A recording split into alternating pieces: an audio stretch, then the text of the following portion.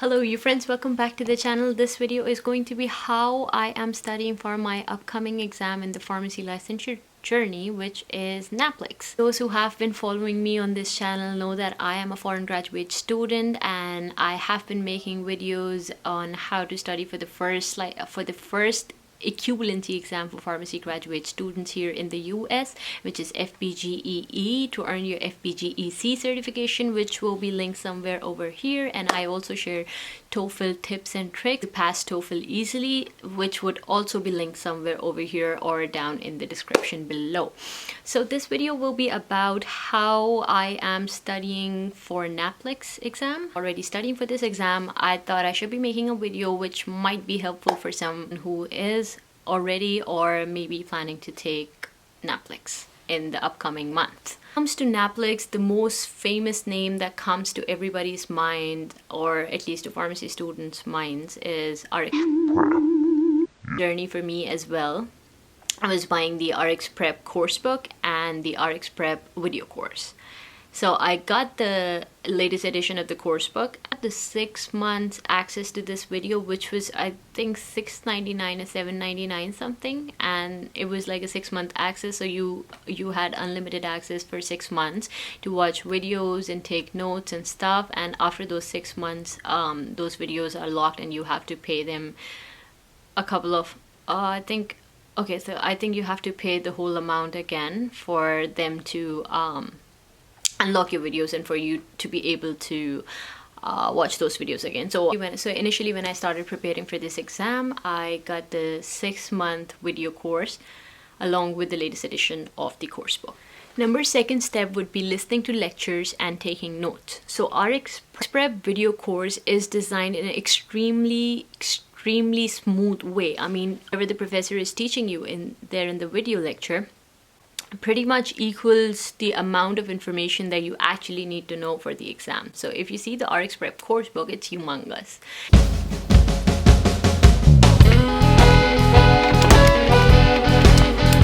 It's humanically, or that's not even a word, it's not possible for any human to remember every single word in this book or like retain this much amount of information in your head.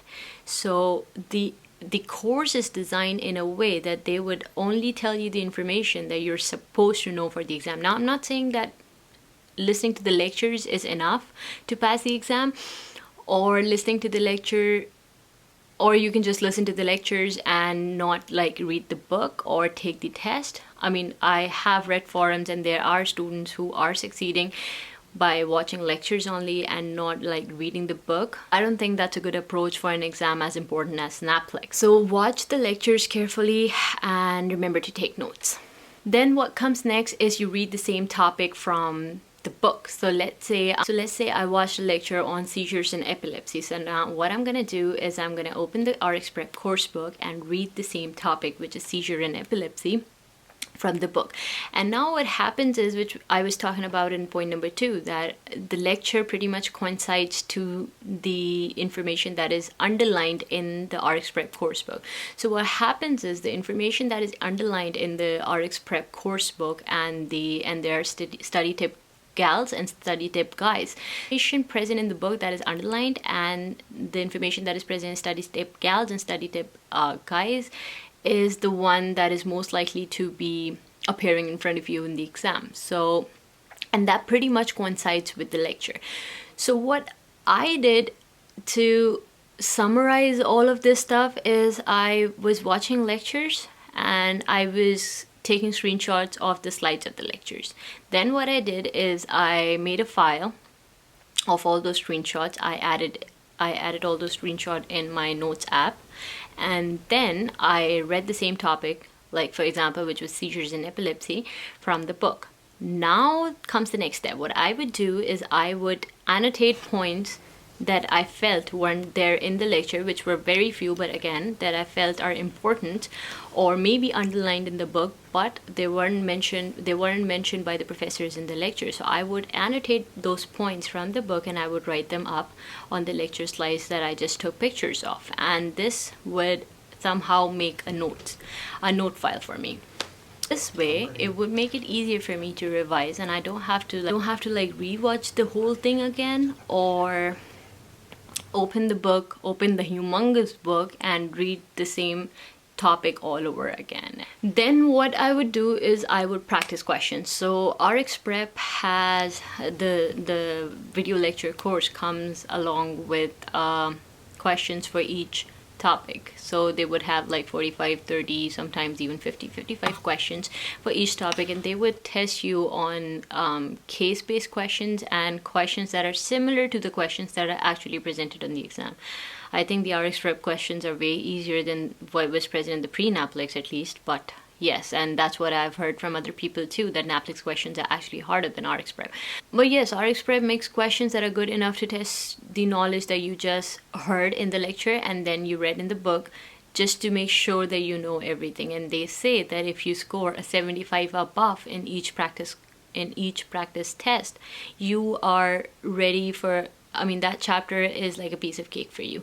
But if you score like a 75 below on those tests, on the test of any other topic, like maybe seizure and epilepsy, then you have to redo the whole thing again, maybe revise the topic, make flashcards. Then what I would do is I would record the progress. So RX Prep has this built-in record progress kind of chart thing in their website, but what I do is I have another file in my Google Sheets, and I would write down the name of the topics, and then I would record my progress. And any topic that I score 75 or less in, I would mark it as a red. And then any topic that I score 75 or above in, I would mark that as a green. So next time when I'm sitting there and thinking which topic to revise, I know exactly where to go in the way of my reds.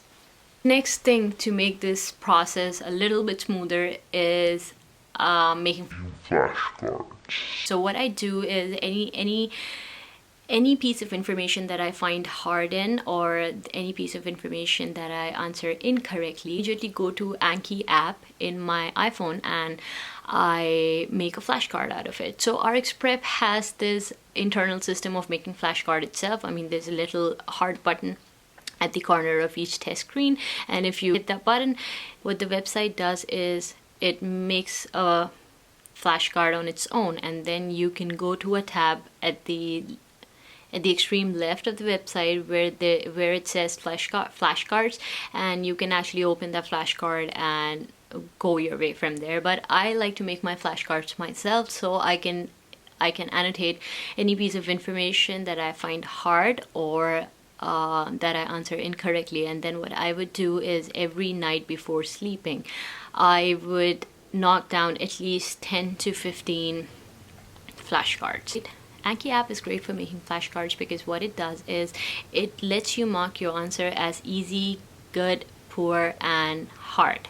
Let's say I have a flashcard and I find it hard to answer. I would just hit hard, and then it would automatically make that flashcard come in front of me in like 5 to 10 minutes. So basically Anki app practices spaced repetition in a very scientific way. Yes, after making flashcards, recording my progress and everything, if there is any other topic that is falling below the category of 75 on the RX Prep test bank, I would mark it as red, and then I would read that topic or maybe review those flashcards of that topic all over again after a couple of days. So this way I practice active recall and spaced repetition. So these are the little steps that I'm taking to pass NAPLEX or study for a NAPLEX. I haven't taken the exam itself as for now.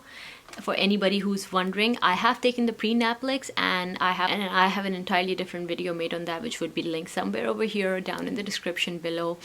So if you're interested in knowing how the pre-NAPLEX looks like or what your pre-NAPLEX scores tell about the actual NAPLEX exam, you can go ahead and click that link for that video. I have friends who have taken NAPLEX, and I have talked to them about it, and their thoughts are also shared in that video. So don't forget to hit the like button, subscribe to the channel if this video provided you any value, and if there are any other tips that you are using to study for NAPLEX or study for FPGEE or any other exam, please let me know in the comment down below, and I'll see you guys again next time.